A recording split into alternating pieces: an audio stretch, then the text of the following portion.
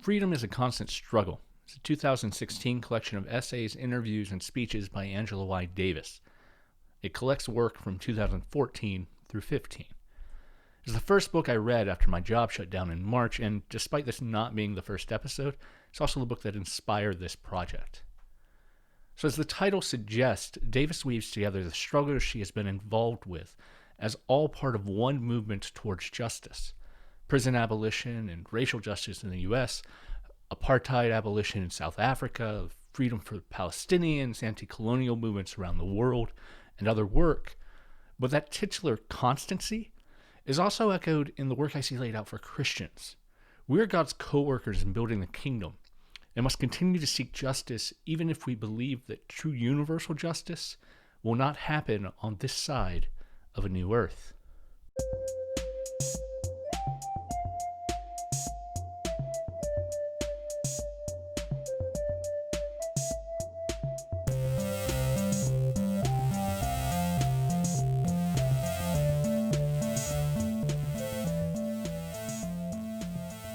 Through the pieces in the book, Davis comes at the relatedness of all freedom struggles from as many angles as there are intended audiences for each piece. While each piece ties everything together in its own way, the final chapter acts as a capstone to the book. Though, of course, it's a comma, not a period.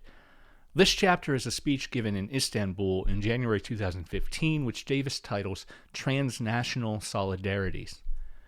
One single paragraph in it particularly struck me.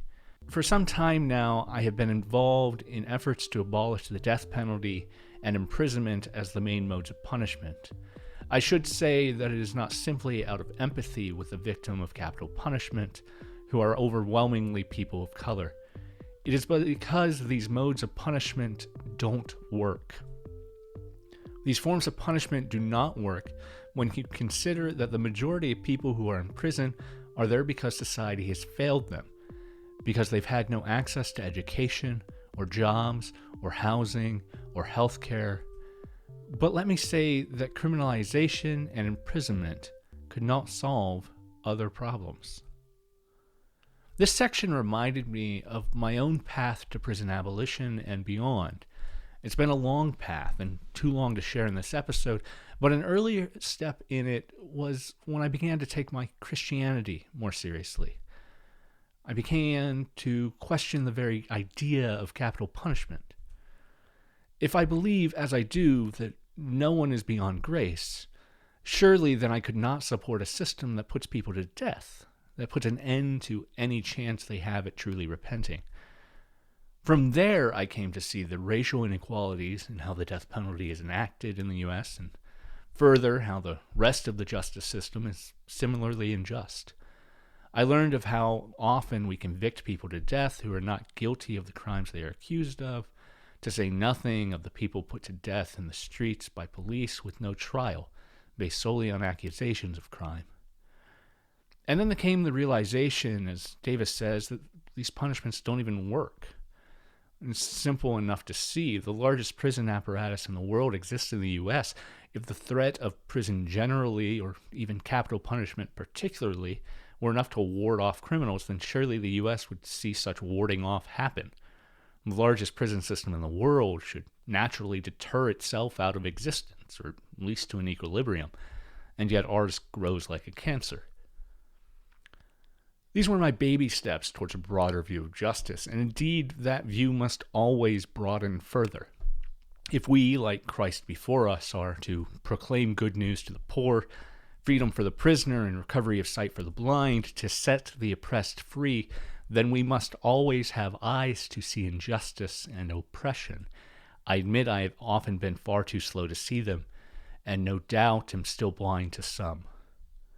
Further, if I believe that grace should be shown to even those convicted of grave crimes, as I do, and I believe that God must be more gracious than I can ever hope to be, as I must, then I must always be willing to offer even more grace, particularly to those who suffer oppression, for God is on their side.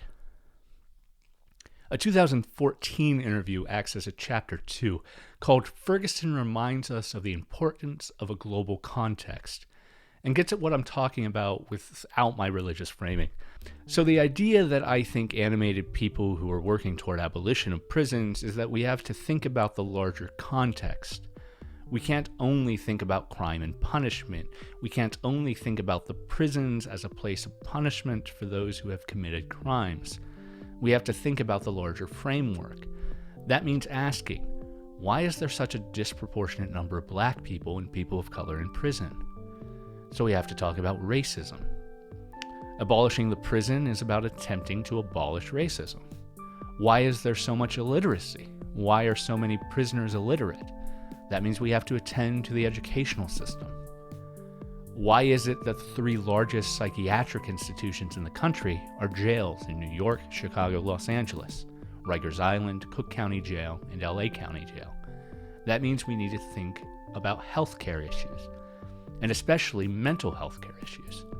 We have to figure out how to abolish homelessness. So it means we cannot think in such a narrow framework. End quote. Abolishing prisons isn't just about the validity of our paradigm of punishment, a method that does not produce the results we claim to be seeking. It's much more broadly about the world we hope to create. It's not about crime, but what causes crime. That's where slogans like defund the police get to the heart of the matter. Through misguided beliefs in deterrence or idolatrous views of punishment as justice, we have given more and more money to policing and prisons while taking more and more money away from healthcare, from education, from housing, from food programs. This past week, there was an article in the Washington Post stating that more and more people in the U.S. are being forced to shoplift basic necessities like food and baby formula. Likewise, police are being utilized across the country to evict people who can't pay rent during a pandemic. And around the country, police budgets are increasing this year, while corporations get relief from Congress and the people get a single $1,200 check for 9 months of pandemic recession. We devote more resources toward the punishment of so-called crime instead of giving people the resources needed to keep them from feeling that such a crime is the only way out of their position. We punish people for not being able to afford food instead of helping them get food. We punish people for not being able to afford rent by kicking them out of their house instead of providing affordable housing. And when parents can't afford to take care of their kids properly, we take the kids away instead of giving them the resources they need, etc., forever. And as the final chapter's title suggests, our solutions cannot be limited to just America. The kingdom of God is not America or American. It's the whole world, so loved by God.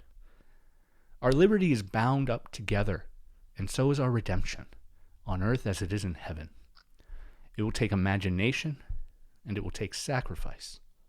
As David says in the closing of the final speech, and thus the closing of the book, if this is the case, we have to do something quite extraordinary. We have to go to great lengths. We cannot go on as usual. We cannot pivot the center. We cannot be moderate.